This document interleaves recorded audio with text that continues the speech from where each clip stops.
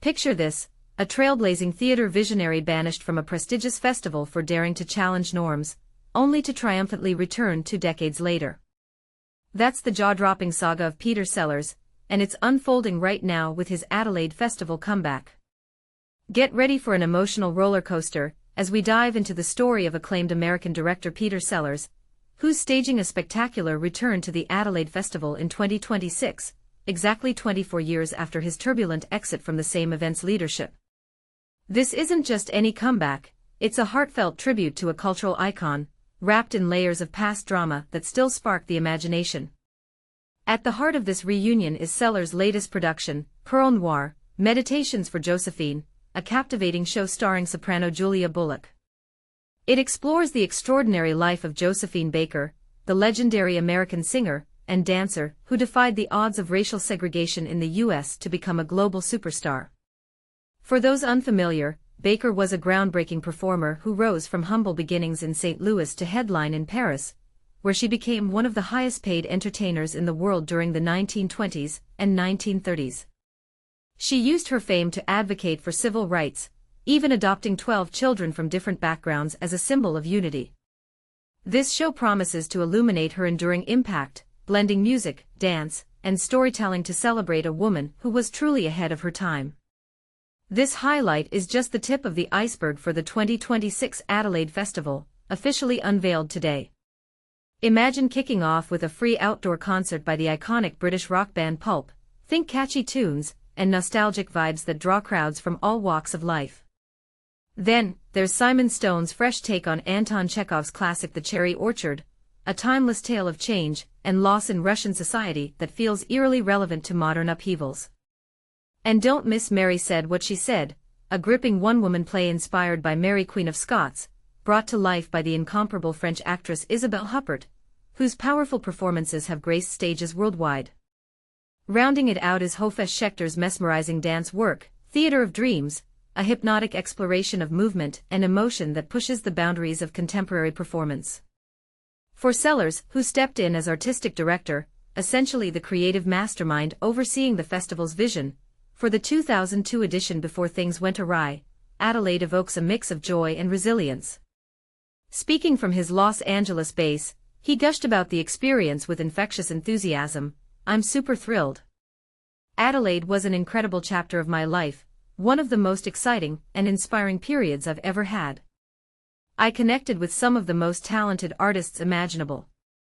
Even though his role ended abruptly just weeks before the 2002 festival doors opened, he cherishes the positive memories. Today, the lineup of collaborators has evolved, but Sellars' passion for bold, transformative art burns brighter than ever. He's eagerly directing Perle Noire to honor Baker's legacy, a woman who passed away in 1975, but left an indelible mark as an international trailblazer. "She was always the ultimate exception to the rules," he reflected, a massive global sensation who shattered barriers. But here's where it gets controversial. The backstory of his 2002 departure is a whirlwind of drama that divided opinions and still fuels debates today. Back in the day, Sellars, with his outgoing personality, became the first American to helm the Adelaide Festival as artistic director. His appointment was celebrated for its innovative edge and forward-thinking approach. Early on, he captivated Australian audiences by boldly addressing pressing social issues, like inequality and cultural divides, in ways that felt urgent and unapologetic. However, trouble brewed when his 2002 lineup faced backlash for its heavy emphasis on multicultural and Indigenous Australian themes, which some saw as a radical shift from the festival's usual blend of music, theatre, and dance. Critics argued it lacked the broad appeal needed to attract wider crowds, potentially alienating traditional attendees. Budgetary worries added fuel to the fire, with concerns that the ambitious program might strain resources. To make matters more explosive, the festival planned a TV ad featuring a likeness of Adolf Hitler, accompanied by a voiceover suggesting that if he'd pursued art instead of tyranny, the Holocaust, a horrific genocide that claimed millions of lives during World War II, might have been averted. This provocative piece aimed to comment on the power of creativity to heal societal wounds, but it backfired spectacularly. Major sponsor Telstra pulled its funding temporarily, and the ad was scrapped amid growing outrage. As opposition mounted, Sellars reportedly resigned after stating that his involvement was hindering the event's success. Fast forward 24 years, and the now 68-year-old director recounts it differently with a chuckle.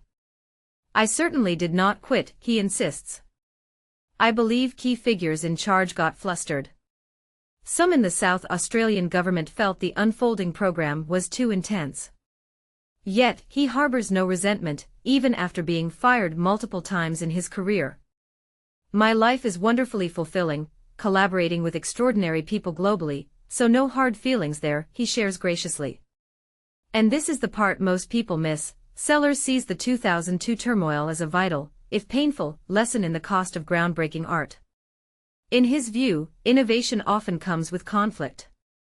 Throughout history, many transformative ideas have arrived amid uproar, tension, and confusion, he explains, simplifying the concept for anyone new to artistic controversies. Think of how groundbreaking inventions or movements, like the civil rights era in the US, faced fierce resistance before gaining acceptance. Art is no different.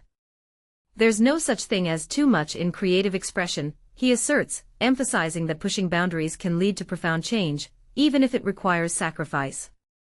Looking ahead, while Perle Noire draws from history, its messages resonate deeply in our current world. Sellars describes this era as a particularly heartbreaking time, filled with unnecessary suffering, violence, and cruelty, especially targeting people of color. In the US, he points to shocking instances of systemic racism and injustice, urging collective action. "It will demand every ounce of our strength to forge ahead without succumbing to despair." So here's a controversial take. Was Sellars' 2002 vision ahead of its time, or was the backlash justified to protect cultural traditions? Some argue that festivals should prioritize accessibility and tradition over provocative social commentary, while others champion the need for art to challenge and evolve society. As Sellars stages his triumphant return, it begs deeper questions. Should artists risk everything to spark dialogue on sensitive issues?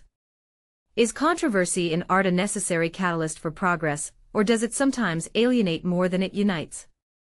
We'd love to hear your thoughts. Do you side with Sellars' boundary-pushing approach, or do you think festivals should stick to safer, more inclusive programming? Share your opinions in the comments below and join the conversation.